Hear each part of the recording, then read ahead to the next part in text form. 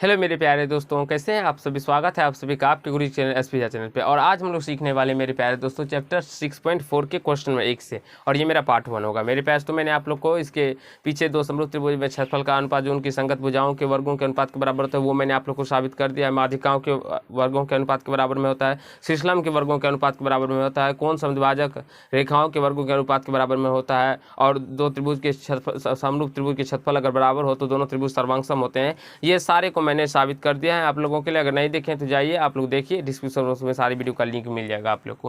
और आज हम लोग क्वेश्चन नंबर 1 से समझने वाले हैं, और ये मेरा पार्ट 1 होगा। तो चलिए हम लोग क्वेश्चन 1 को पढ़ते हैं और समझने का प्रयास करते हैं। क्वेश्चन 1 में कहा गया मेरे प्यारे दोस्तों, आप लोग के स्क्रीन पर चला जाएगा, आप लोग पढ़ सकते हैं। कहा गया है, मान लीजिए त्रिभुज एबीसी समरूप त्रिभुज डीईएफ है, तो इनके क्षेत्रफल क्रमशः 64 सेंटीमीटर स्क्वायर और 121 सेंटीमीटर स्क्वायर है। यदि ईएफ बराबर 15.4 सेंटीमीटर हो तो बीसी का मान ज्ञात कीजिए। चलिए मेरे प्यारे दोस्तों हम लोग बीसी का मान ज्ञात करते हैं। देखिए मेरे प्यारे दोस्तों, इस प्रकार से एबीसी तथा डीईएफ क्या है, समरूप है, जिसमें एबीसी का क्षेत्रफल 64 सेंटीमीटर स्क्वायर है और डीईएफ का क्षेत्रफल 121 सेंटीमीटर स्क्वायर है। और ईएफ कितना दिया हुआ है मेरे प्यारे दोस्तों, 15.4 सेंटीमीटर स्क्वायर। तो जो दिया रहता है सबसे पहले हम वहाँ पे देखते हैं क्या दिया गया नहीं दिया गया है। यहाँ देखिए, यहाँ एरिया ऑफ ट्रायंगल, अगर हम त्रिभुज एबीसी की बात करें मेरे प्यारे दोस्तों तो कितना दिया गया है, त्रिभुज का क्षेत्रफल एबीसी का क्षेत्रफल 64 सेंटीमीटर स्क्वायर। और हम लोग एरिया ऑफ ट्रायंगल त्रिभुज डीईएफ का बात करें मेरे प्यारे दोस्तों तो ये कितना दिया गया है, ये दिया गया है 121 सेंटीमीटर स्क्वायर, ठीक है। और अगर हम ईएफ का बात करें मेरे प्यारे दोस्तों, ये क्या दिया गया है, 15.4 सेंटीमीटर स्क्वायर। हमें क्या निकालना है, बीसी निकालना है। तो सोचिए कैसे निकाल सकते हैं। तो मेरे प्यारे दोस्तों हम आप लोगों को 4-5 वीडियो क्लास से पढ़ाते आ रहे हैं मेरे प्यारे दोस्तों। ये यदि दो समरूप त्रिभुज है तो त्रिभुज समरूप है तो उनके क्षेत्रफल का जो अनुपात होता है वो उनकी संगत भुजाओं के वर्गों के अनुपात के बराबर होता है। तो यहाँ से लिखेंगे, चूंकि ए बी सी यहाँ पे दीजिएगा ए बी सी समरूप, चूंकि त्रिभुज ए बी सी समरूप त्रिभुज डीईएफ है, डीईएफ है। तो जब मेरे प्यारे दोस्तों एबीसी समरूप त्रिभुज डीईएफ होगा, गौर से देखिए तो ये क्या होगा, इसके क्षेत्रफल का जो अनुपात होगा इसके संगत भुजाओं के अनुपात के बराबर होगा। तो यहाँ संगत भुजाओं के वर्गों के अनुपात के बराबर होगा। तो यहाँ से एबीसी समरूप त्रिभुज, यहाँ से लिख सकते हैं एरिया ऑफ ट्रायंगल त्रिभुज एबीसी, और बटे में एरिया ऑफ ट्रायंगल त्रिभुज क्या हो जाएगा, एबीसी तो लिख लिया, यहाँ से क्या हो जाएगा, डीईएफ। तो यहाँ से देखिए, अब यहाँ से अगर हम बात करते हैं किसके अनुपात के बराबर होगा, तो भुजाओं के। तो भुजा क्या है, बीसी संगत भुजा, तो बीसी का संगत भुजा क्या है, ईएफ, तो इसके वर्ग के बराबर में होगा या आप लोग बीसी स्क्वायर बटे ईएफ स्क्वायर भी लिख सकते हैं। ये मैंने आप लोग को बता रखा। अब यहाँ से हम देखते हैं एरिया ऑफ ट्रायंगल कितना दिया हुआ है, 64 सेंटीमीटर स्क्वायर, 64 सेंटीमीटर स्क्वायर दिए रखा है। और यहाँ से इसी प्रकार हम अगर बात करें डीईएफ का, तो डीईएफ कितना दिया गया है मेरे प्यारे दोस्तों, एरिया ऑफ ट्रायंगल यानी कि 121 सेंटीमीटर स्क्वायर, ठीक है। और यहाँ से ये क्या हो जाएगा, बीसी का तो मान निकालना ही है। और 64 ईएफ कितना है, तो ये 15.4 है, सेंटीमीटर को छोड़ दीजिए भी, ठीक है, केवल नंबर को लेके चलिए, तो इसका स्क्वायर हो जाएगा। अब मेरे प्यारे दोस्तों आप लोग इसको हल करने का शॉर्ट तरीका हम आपको बताते हैं। यहाँ से इसको 8 और यहाँ से ये 11 का होल स्क्वायर हो जाएगा, ठीक है, क्योंकि 8 का स्क्वायर 64 और 11 का स्क्वायर 121 होता है ना बाबू, देख लीजिए आप लोग भी। 8 का स्क्वायर कितना होता है, 64, और 11 का स्क्वायर 121 होता है ना। तो इसे हम लोग 8 बटे 11 का होल स्क्वायर लिख सकते हैं ना, लिख सकते हैं ना बाबू, ठीक, यहाँ तो लिख दिए। और यहाँ पे क्या है मेरे प्यारे दोस्तों, यहाँ पे BC बटे 15.4 का स्क्वायर। अब जब दोनों संख्या पे स्क्वायर हो तो ये स्क्वायर हट जाएगा, तो यहाँ से क्या निकल के आ जाएगा, 8/11 इक्वल टू BC अपॉन 15.4, यानी कि BC बट्टा 15.4। अब जब इसको क्रॉस मल्टीपल करेंगे तो इस BC को 11 से मल्टीपल हो जाएगा, तो BC गुना 11 बराबर 15.4 गुना 8। तो यहाँ से BC बराबर क्या हो जाएगा, 15.4 गुना 8। अब बट्टे में क्या हो जाएगा बाबू, तो यहाँ से देखिए, यहाँ से हो जाएगा ये 11 इधर आ जाएगा तो भाग में आ जाएगा, तो 11 से ये कट जाएगा मेरे प्यारे दोस्तों, ये कटेगा तो 14 यानी 1.4 मरते में कट जाएगा 11 से। तो यहाँ से BC इक्वल टू क्या हो जाएगा, दिखाई पड़ रहा है ना बाबू, नहीं दिखाई पड़ रहा है, ये नहीं दिखाई पड़ रहा है, ऊपर दिखाई पड़ रहा है। तो यहाँ से मेरे प्यारे बच्चों, मेरे प्यारे दोस्तों, यहाँ से BC इक्वल टू क्या हो जाएगा, तो 1.4 गुना 8 हो जाएगा। तो यहाँ से BC बराबर क्या हो जाएगा, 14 × 112, यानी एक अंक के बाद 11.2 हो जाएगा। अतः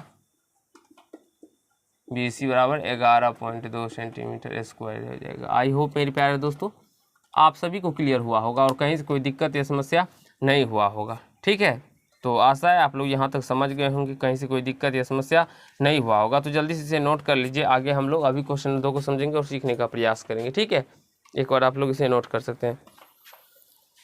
चलिए अब हम लोग क्वेश्चन नंबर 2 को पढ़ते हैं। तो क्वेश्चन नंबर 2 में कहा गया है एक समलंब ABCD जिसमें AB समांतर है मेरे प्यारे दोस्तों DC है, AB समांतर DC है, के विकर्ण परस्पर बिंदु O पर प्रतिच्छेद करते हैं। यदि AB बराबर 2CD हो तो त्रिभुज AOB और COD के क्षेत्रफलों का अनुपात ज्ञात कीजिए। क्या करना है हमें मेरे प्यारे दोस्तों, AB बराबर 2CD दिया हुआ है तो त्रिभुज AOB और COD के क्षेत्रफलों का अनुपात ज्ञात करना है। तो आशा है आप लोगों ने भी प्रश्न को पढ़ लिए होंगे और हम लोग समझते हैं और ऐसे आगे प्रश्न को हल करने का प्रयास करते हैं। चलिए यहाँ से देखेंगे मेरे प्यारे दोस्तों, तो ये AB जो है ये DC के क्या है तो समांतर है ना बाबू, और इनके विकर्ण जो है परस्पर O बिंदु पे क्या कर रहे हैं, प्रतिच्छेद कर रहे हैं। तो चलिए हम इसको हल करते हैं। तो हल कैसे करेंगे मेरे प्यारे दोस्तों, तो ये आपको सोचना होता है हल कैसे करेंगे। देखिए लेकिन चूँकि AB समांतर DC तथा अगर हम बात करें तो ये AC क्या हो जाएगा, AC एक तिर्यक रेखा है, AC एक क्या है बाबू, तिर्यक रेखा है, हाँ कहाँ पे बाबू,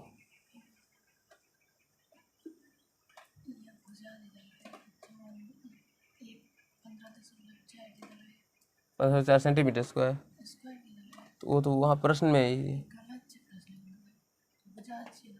हाँ ये स्क्वायर नहीं होगा यहाँ पे मेरे प्यारे दोस्तों, स्क्वायर नहीं होगा। ठीक है ना, आप लोग को सही कर लेना, ये सेंटीमीटर केवल भुजा स्क्वायर में नहीं होता, सेंटीमीटर में होता है।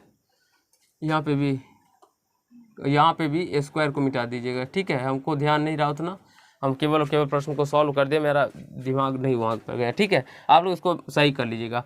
अब हम लोग यहाँ पे देखिए AB समांतर क्या है तो DC है तथा AC एक क्या है तिर्यक रेखा है। तो जब AB समांतर हो DC तथा AC एक तिर्यक रेखा, ऐसे नोट पहले देखिए समझिए बाबू। तो आप सोचिए जब कोई रेखा एक समांतर रेखा हो, मान लेते हैं हम यहाँ पे समझाने का आप लोग को प्रयास करते हैं, ये एक समांतर रेखा है। ठीक है, और ये एक तिर्यकछेदी रेखा है। तो जब एक समांतर रेखा को एक तिर्यकछेदी रेखा प्रतिच्छेद करती है तो मेरे प्यारे दोस्तों इसके एकांतर कोण जो होते हैं ये वो बराबर होते हैं, यानी कि ये कोण जितना होगा उतना ही ये कोण होगा। कहने का तात्पर्य ये कोण जितना होगा उतना ही ये कोण होगा, क्योंकि ये और ये समांतर रेखा और ये तिर्यकछेदी रेखा है। तो यहाँ से लिख सकते हैं मेरे प्यारे दोस्तों, क्या लिखेंगे हम लोग, यहाँ से लिखेंगे कोण ACB इक्वल टू कोण BAC लिख सकते हैं। जो ACB यानी कि ये कोण, सॉरी मेरे प्यारे दोस्तों ये कोण नहीं लेना है, हमें ये कोण लेना है। ठीक है, तो ACD लेंगे यहाँ पे, क्योंकि यहाँ पे देखिए ना ये कोण इस कोण के बराबर होगा और ये कोण इस कोण के बराबर होगा। तो उसी प्रकार से ये कोण जो होगा मेरे प्यारे दोस्तों इस कोण के बराबर होगा। तो यहाँ से ACD इक्वल टू हम लोग क्या लिख सकते हैं, यहाँ पे लिख सकते हैं BAC, हाँ BAC लिखेंगे। ठीक है, अब यहाँ से देखिए हम ACD को मेरे प्यारे दोस्तों ऐसे भी लिख सकते हैं, कोण OCD भी लिख सकते हैं, और यहाँ से BAC को मेरे प्यारे दोस्तों हम लोग क्या लिख सकते हैं, कोण OAB भी लिख सकते हैं कि नहीं लिख सकते। आप गौर से थोड़ा ध्यान देके इस सवाल को देखिए, जी OCD यहाँ से OC और D यानी कि यही कोण का जिक्र हुआ और हम इसका नाम केवल छोटा कर दिए, तो कोण OAB यानी यही कोण को दर्शा रहा है। हो जाएगा बाबू। अब फिर देखते हैं, तो मेरे प्यारे दोस्तों लिखेंगे चूंकि AB समांतर DC तथा अगर बात करें तो ये DB भी क्या है मेरे प्यारे दोस्तों, BD एक तिर्यक रेखा है, BD भी तो एक तिर्यक रेखा है, यहाँ तक देखिए मेरे प्यारे दोस्तों आप सभी को कहीं से कोई दिक्कत नहीं होगा। ठीक है, BD एक तिर्यक रेखा है। ठीक क्या, तो मेरे प्यारे तो BD जब एक तिर्यक रेखा होगा तो मेरे प्यारे दोस्तों ये कोण जितना होगा उतना ही ये कोण होगा अंतः एकांतर कोण से। और ये अगर ये आप सबको नहीं आता है तो क्लास 9th के अंदर मैंने आप लोग को बहुत ही अच्छे तरीके से बता रखा है, आप लोग देखिए और समझने का प्रयास कीजिए। अब यहाँ से जब ये कोण इस कोण के बराबर होगा तो हम लोग लिख सकते हैं मेरे प्यारे दोस्तों कोण BDC बराबर क्या हो जाएगा, कोण ABD हो जाएगा। ठीक है, ABD डी भी लिख सकते हैं आप लोग, या तो आप लोग इस कोण को कैसे लिख सकते हैं, जैसे कि हमने अभी लिखा, क्या लिखे कोण, बी डी सी। देखिए बी डी सी यानी ये कोण आ गया, अब हमको ये कोण लेना, तो डी बी ए भी लिख सकते हैं हम लोग, कोण डी बी ए भी लिख सकते हैं। अब यहाँ से इसको हम अगर ऐसे सोचे तो कोण ओ बी ए भी लिख सकते हैं, ओ डी सी भी लिख सकते हैं मेरे प्यारे दोस्तों, ठीक है। यहाँ पे ओ डी सी भी लिख सकते हैं, और यहाँ से अगर हम बात करें डी बी ए, तो ये क्या हो जाएगा, डी बी ए कहाँ पे है, देखिए डी बी ए यानी कि ओ बी ए भी लिख सकते हैं, ओ बी ए भी लिख सकते हैं। यहाँ तक आप लोगों को समझने में कहीं से कोई प्रॉब्लम या समस्या नहीं हुआ होगा। अब हम लोग त्रिभुज के अंदर चलते हैं, लेकिन चूंकि त्रिभुज ए ओ बी, यहाँ से इसको मिटा लेते हैं, ए ओ बी एवं डी ओ सी में, ठीक है मेरे पास। तो अब हम लोग त्रिभुज ए ओ बी एवं डी ओ सी में चलते हैं। तो यहाँ से देखेंगे हम लोग जो कोण ओ सी डी बराबर है कोण ओ ए बी, है ना बाबू, एकांतर कोण से, अभी हमने ऊपर में आप लोगों को साबित किए हैं, एकांतर कोण से, एकांतर कोण से ये क्या हो जाएगा, तो ये इतना हो जाएगा जो ओ सी डी, यहाँ से देखिए ओ सी डी बराबर क्या हो जाएगा, ओ A B, O A B, ये हमने अभी यहाँ पे आप लोग के लिए किया। अब वो उसी प्रकार से यहाँ पे देख सकते हो ओ डी सी जो है मेरे पास, तो वो क्या होगा, कोण ओ बी ए, यहाँ से देखिए ओ डी सी क्या होगा, ओ बी ए हो जाएगा, ठीक है।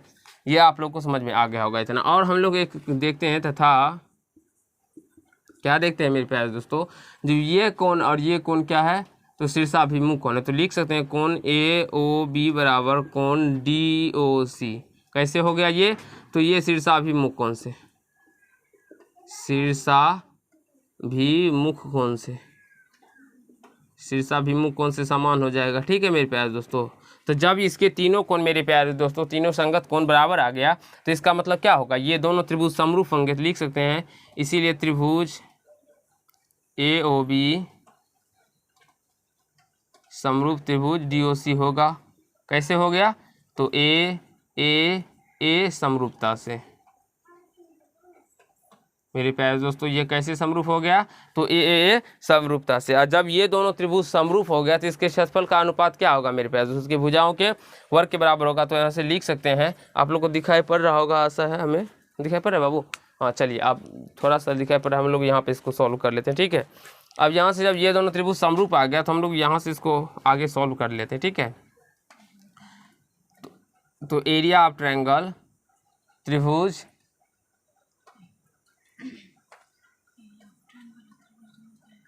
हाँ ए ओ बी अवट एरिया ऑफ ट्रायंगल क्या होगा, डी ओ सी का जो अनुपात होगा वो क्या होगा मेरे प्यारे दोस्तों, ये ए बी अवट डी सी के वर्ग के बराबर होगा। अब यहाँ से अगर हम बात करें, तो हमारे प्रश्न के अंदर हमें यहाँ पे आप लोग सी डी भी लिख सकते हैं, ठीक है। तो चलिए सी डी भी, इसका नाम सी डी ही कर देते हैं, ठीक है, क्योंकि सी डी के ही फॉर्म में दिया गया है। तो ए बी बराबर कितना दिया गया है, 2CD दिया गया, तो इसको 2CD कर दीजिए, बटे CD कर दीजिए, इसका होल स्क्वायर कीजिए। तो जब आप लोग दोनों पर स्क्वायर कीजिएगा, तो ये 4CD स्क्वायर हो जाएगा, और यहाँ से ये CD स्क्वायर हो जाएगा, तो ये CD स्क्वायर से CD स्क्वायर कट जाएगा। तो हमें क्या निकालने के लिए कहा गया बाबू, प्रश्न को पढ़िए, क्या निकालने के लिए कहा गया, तो इसका हमें अनुपात निकालने के लिए कहा गया, जो एरिया ऑफ त्रिभुज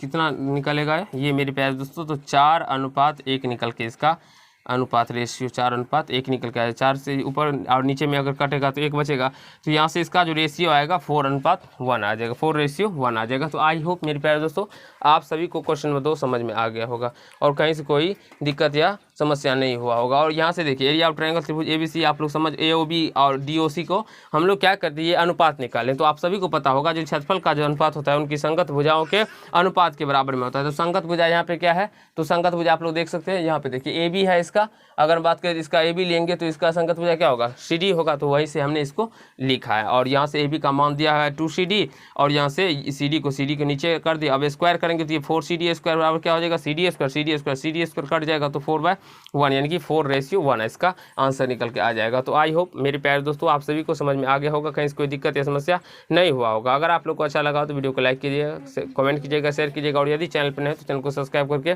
बेल आइकन को प्रेस कर लीजिएगा, जिससे मेरे हर एक वीडियो का नोटिफिकेशन आप तक पहुँचता है। है। तो धन्यवाद दोस्त, आज के पाठ में इतना ही।